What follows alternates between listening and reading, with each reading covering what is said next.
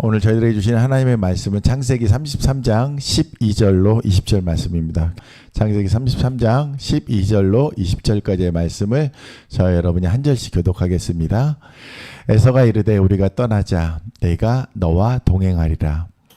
야곱이 그에게 이르되 내 주도 아시거니와 자식들은 연약하고 내게 있는 양떼와 소가 새끼를 데리고 있은즉 하루만 지나치게 몰면 모든 떼가 죽으리니 청하건대 내 주는 종보다 앞서가소서. 나는 앞에 가는 가축과 자식들의 걸음대로 천천히 인도하여 세일로 가서 내 주께 나아가리이다.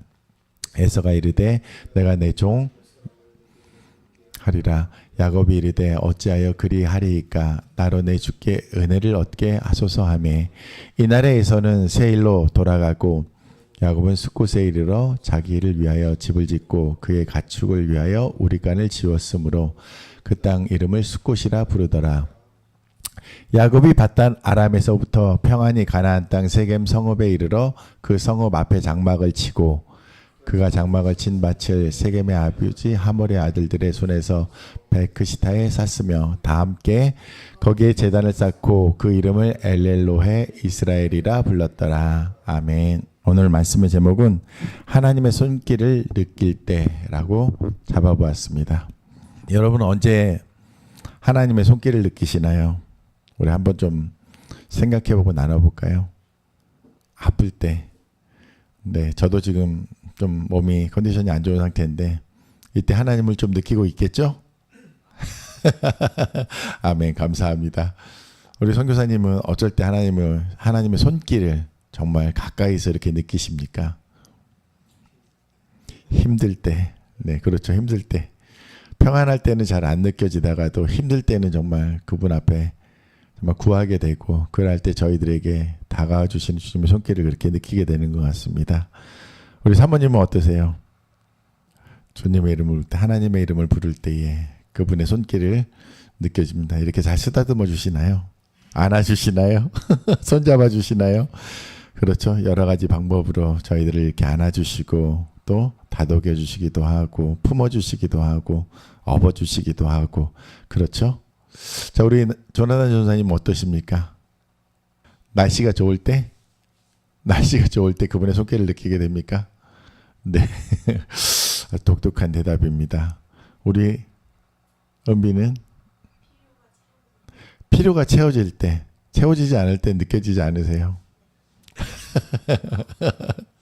요 최근에 어떤 필요가 채워졌을 때 이렇게 느낄 수 있었습니까? 용돈을 받았을 때. 아멘.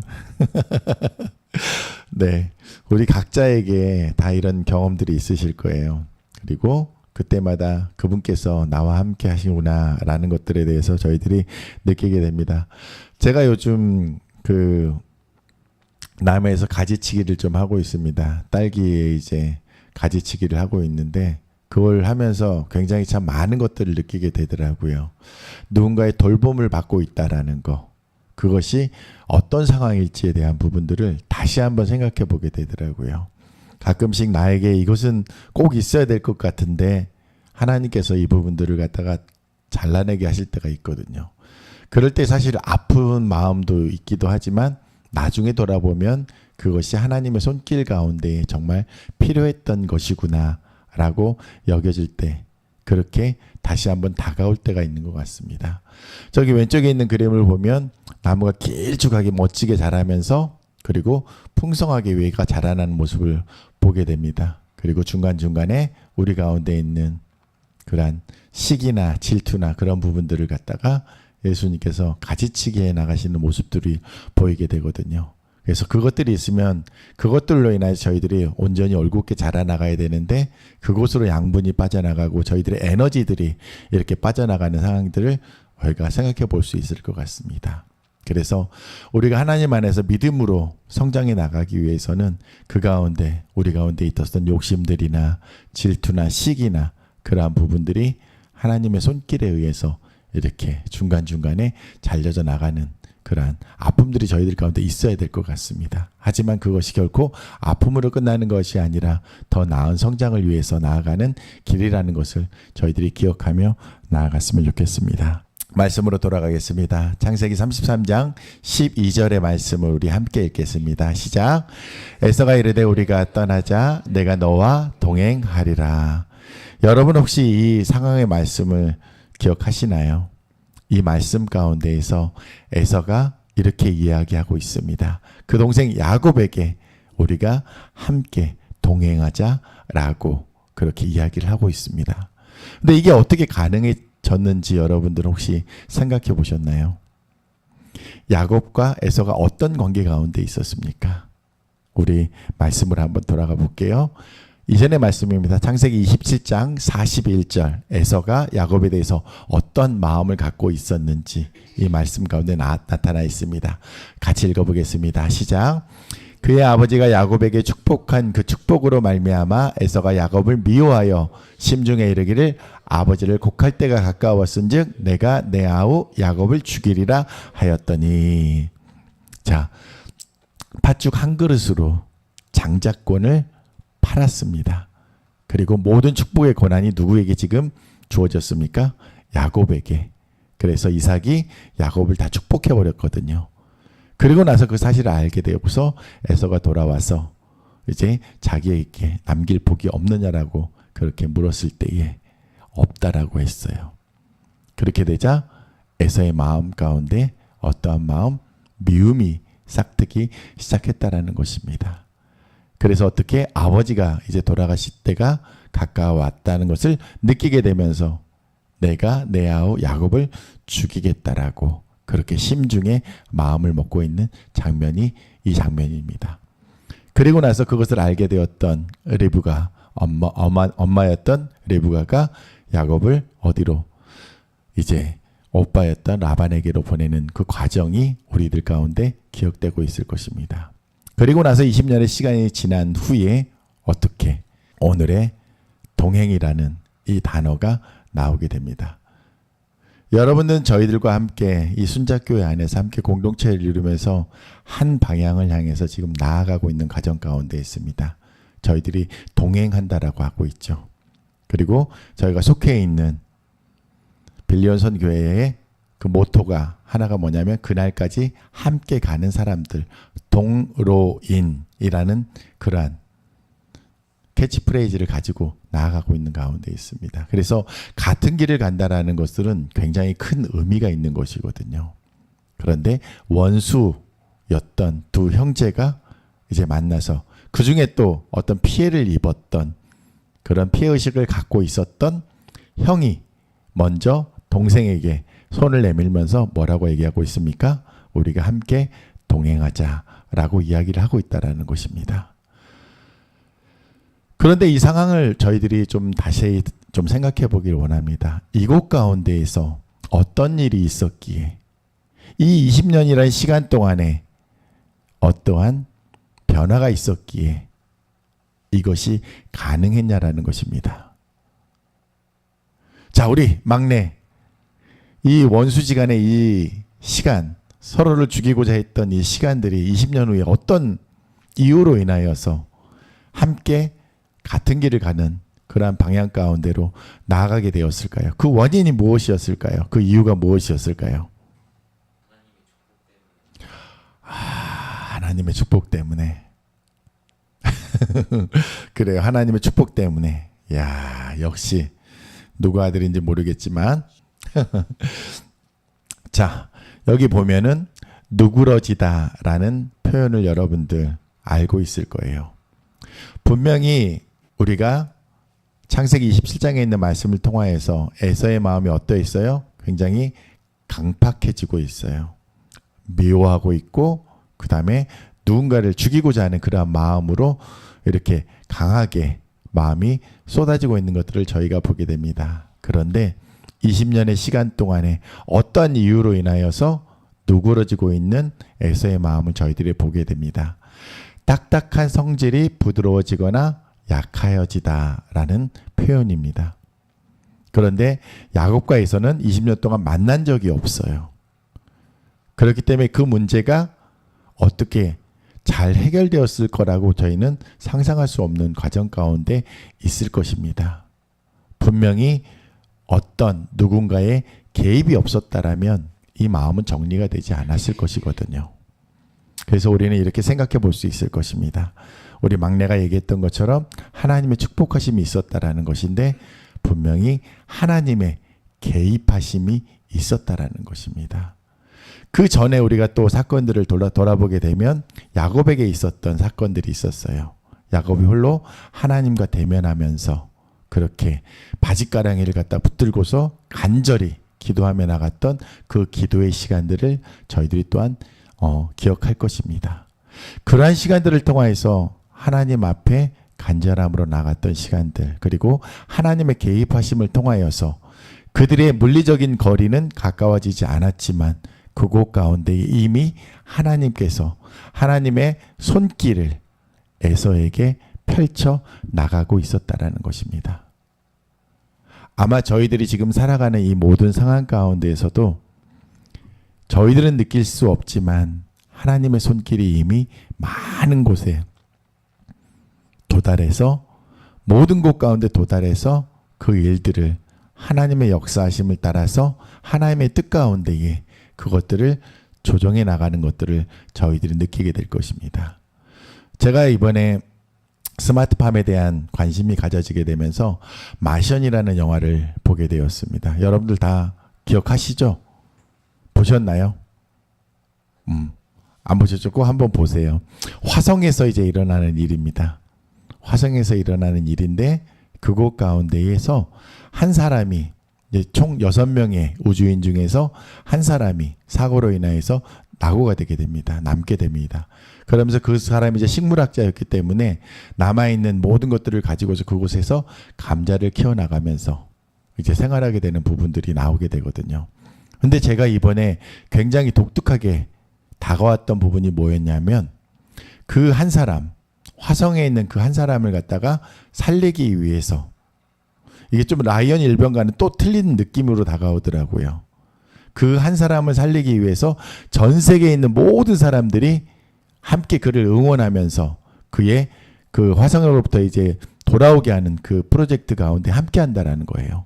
근데 미국 정부에서 특히 이제 나사를 중심으로 해가지고서 그 일들을 진행하게 되는데 이제 우주선도 쏘게 되거든요. 근데 그 우주선이 폭발을 하게 돼요. 그러면서 다른 길이 만들어지지 않고 있는 가운데에 중국 정부에서 개발하고 있던 프로젝트가 있었었는데 그 프로젝트로 해서 가능한 길이 열어지게 될 것이라는 거예요. 그러면서 이전에 있을 수 없었던 일들이 일어나게 되는 거거든요. 미국과 중국이 힘을 합쳐서 이 한 사람을 구하기 위해서 그 우주선을 쏘아 올리게 된, 그리고 이제 결과적으로 함께 그러한 협력하는 가운데에 그 사람을 지구 가운데에 무사히 이렇게 데리고 오는 그러한 프로젝트가 성공을 하게 됩니다. 제가 이걸 보면서 어떤 생각을 하게 되었느냐면 만약에 우리와 적대적인 관계에 있던 그 나라 가운데에 그들을 통해서 하나님께서 무언가를 갖다가 만들어 놓으시지 않으셨다라면 그들 가운데도 동일하게 하나님께서 이른 비와 늦은 비를 내리셔서 그들을 축복하지 않으셨다라면 그 일이 성공할 수 있었을까라는 것이었습니다. 그래서 우리는 가끔씩 우리와 적대적인 관계에 있는 사람들에 대해서 쟤는 망해야 돼 라고 이야기할 때가 있어요. 그런데 하나님께서는 그들에게도 동일하게 하나님의 축복과 은혜를 부어주고 계시는 이유가 있을 것이라는 것이거든요.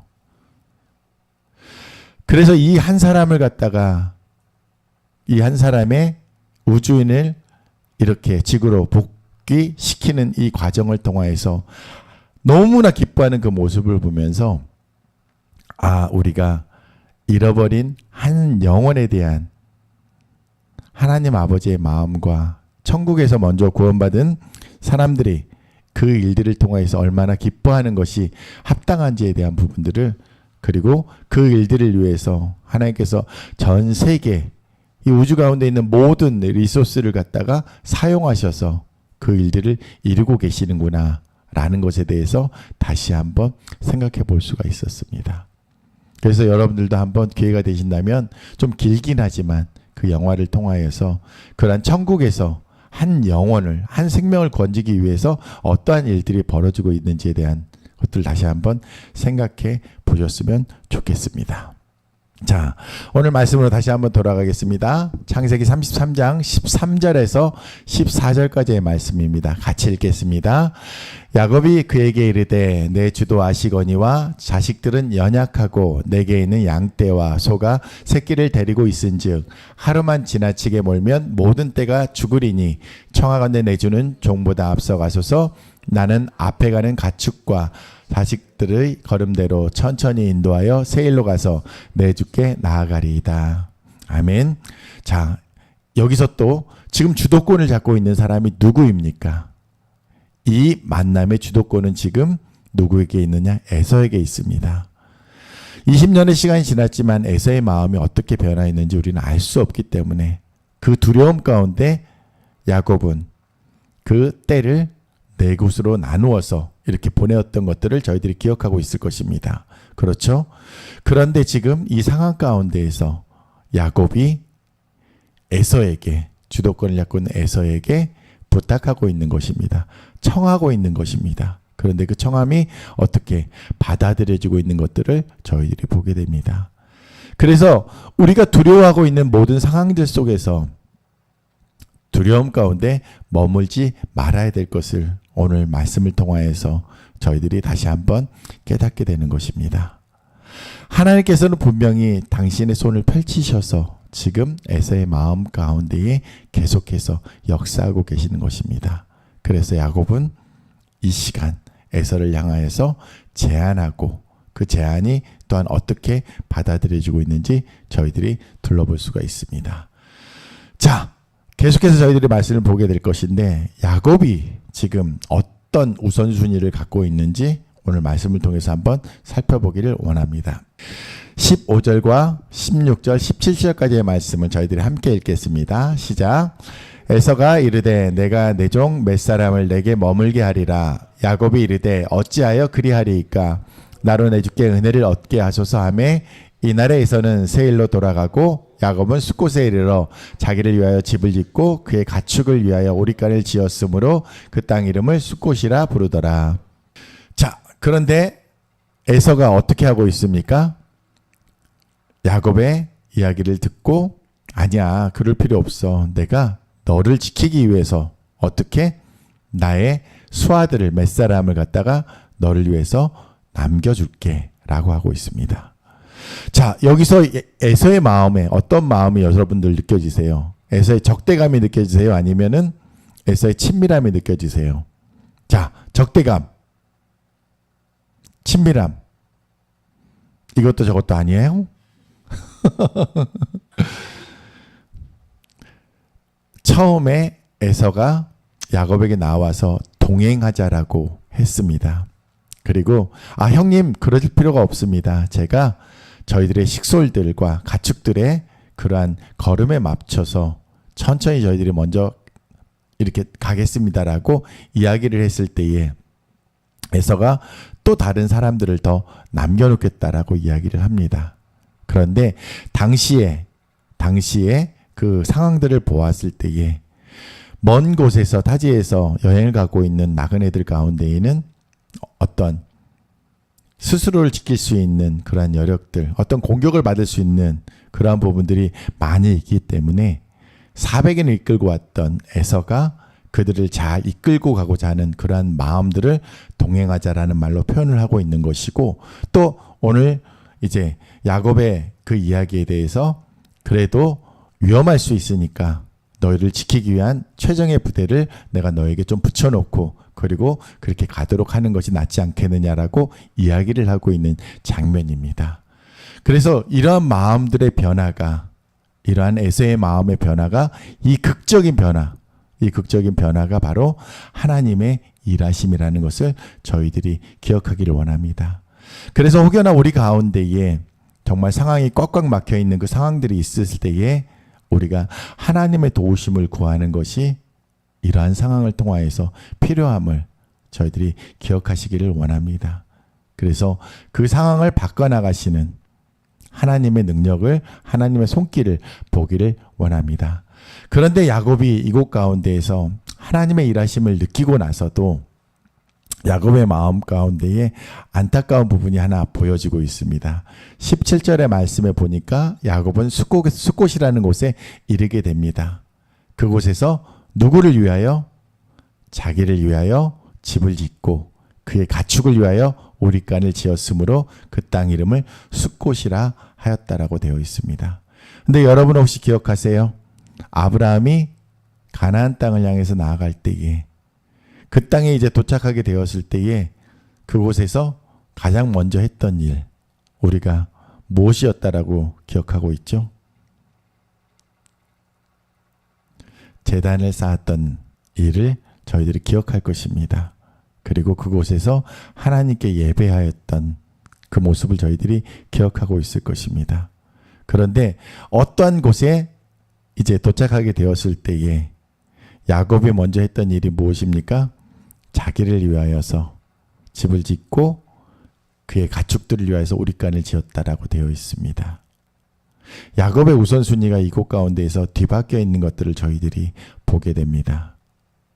자, 계속해서 한번 말씀을 이어가겠습니다. 18절에서 20절까지의 말씀입니다. 시작.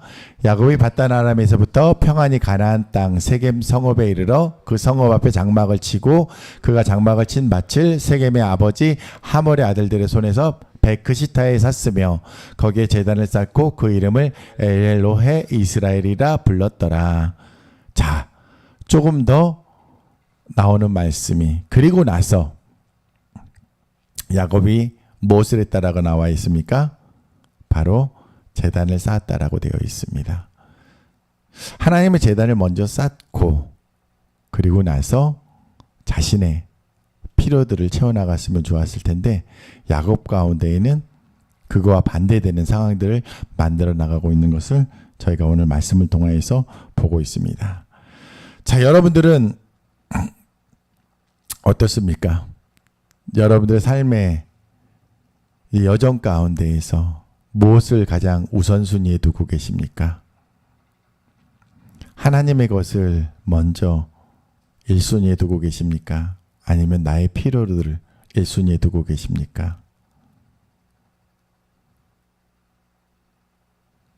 저희가 늘 하나님 앞에 나아가는 그러한 것을 우선순위에 두는 것이 가장 먼저 순위에 두는 것을 주님의 이름으로 축복드립니다.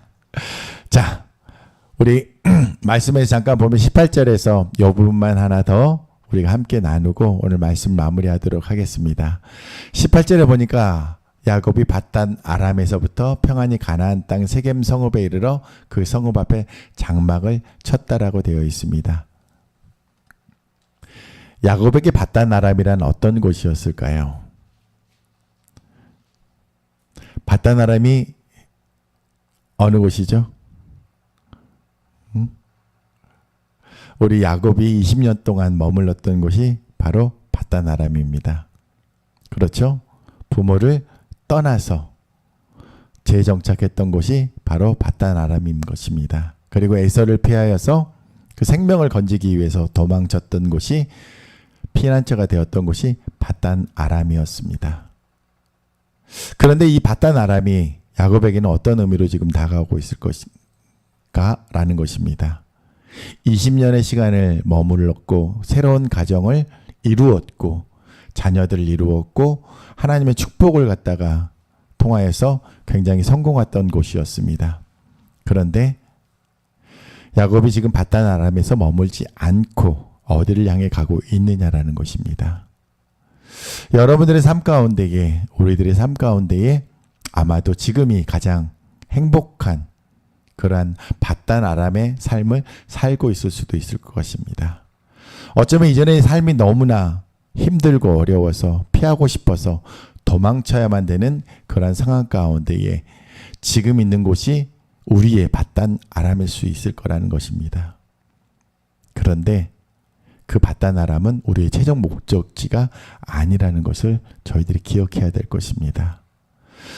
야곱에게도 동일하게 라반의 자녀들의 그러니까 사촌들의 그러한 시기와 질투가 일어나고 있는 곳이었고, 나는 그곳에서 자리를 잡고 있었지만 하나님께서는 그곳이 너의 곳이 아니라는 그러한 명확한 목표가 있었던 것입니다.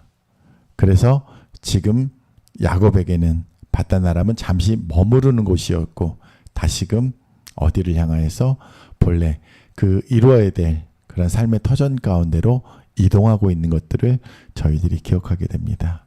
그래서 내가 지금 머물고 있는 곳이 하나님께서 계획하시고 계신 최종 목적지인지, 아니면 지금 스쳐 지나가는 잠시 머물다가 가야 되는 곳인지에 대한 부분들에 대해서 하나님께 묻는 시간을 여러분들 가지시기 바랍니다. 그리고 그곳이 아무리 나에게 풍요롭고 편하고 좋은 곳이라 할지라도 하나님께서 계획하신 그곳이 아니라면 그곳은 떠나야만 하는, 또 다른 발걸음의 시작이 되는, 출발점이 되는 그러한 과정이어야 한다라는 것입니다. 자, 여러분, 오늘 말씀을 정리하겠습니다. 하나님의 손길 안에 거한다라는 것이 무엇인지 다시 한번 생각해 보시기 바랍니다. 여러분들 다 지금 하나님의 손길을 경험해 보셨죠? 아멘. 그리고 야곱 또한 지금 하나님의 손길을 가장 가까이에서 경험하고 있을 것입니다. 20년의 시간 동안 변할 수 없었던, 어떤 변화도 그렇게 이제 생각할 수 없었던 에서의 변화를 보면서 하나님께서 일하고 계시는구나 라는 것을 가장 깊이 경험하고 있을 것입니다. 여러분 혹시 이 손 아세요? 이 5손가락. 재미있는 이야기가 있습니다. 여러분 서유기를 읽어보셨죠? 우리 이제 손오공이 나오는. 그런데 거기에 이제 손오공이 자기가 굉장히 능력이 있는 존재라는 것에 대해서 과시를 하면서 뭐 어떻게 얘기를 하고 있습니까? 자기가 근두운을 타고 구름을 타고 가장 땅끝까지 갔다가 내가 오겠다라고 합니다. 그러면서 땅끝을 딱 가가지고서 이제 가장 높이 솟아있는 그곳에다가 자기의 이름을 쓰고 뭐라고 하죠? 오줌도 싸고, 그러고 나서 그곳이 땅끝인 줄 알았단 말이에요. 근데 그곳이 어디였습니까? 바로 손바닥이었단 말이죠. 그래서 저는 이 손오공의 모습을 보면서 저희들의 모습이 그러한 모습이 아닐까라고 생각을 하게 됩니다. 많은 사람들이 자신의 능력과 그런 부분들을 의지하다 보니까 하나님의 위에 본인들이 있다라고 여기고 있는 것 같아요. 그런데 우리가 살아가고 있는 우리들의 존재는 결국은 하나님의 손길 안에 정말 작은 존재로서 그렇게 살아가고 있지 않나라고 여겨집니다. 우리가 지금 살고 있는 이 지구라는 거대한 이 행성 가운데에도 우리는 정말 이곳 가운데 정말 놀라운 존재로 살아가고 있지만, 어찌 보면 전 우주를 통틀어서 볼 때 이 우주를 갖다 운행하고 계시는 하나님의 손길로서 비교했을 때에는 정말 먼지와 같은 보이지도 않는 존재로서 저희들이 살아가고 있다는 것입니다. 그렇기 때문에 저희가 더욱더 하나님께 의지할 수밖에 없는 것은 그분의 능력의 장중, 그분의 손 안에 우리가 거하기 있기 때문이라는 것입니다. 그래서 다른 어떤 것을 구하지 마십시오. 오직 그분 안에, 그분의 능력 가운데 거하겠다라고 결정하시고 결단하시기 바랍니다. 아멘.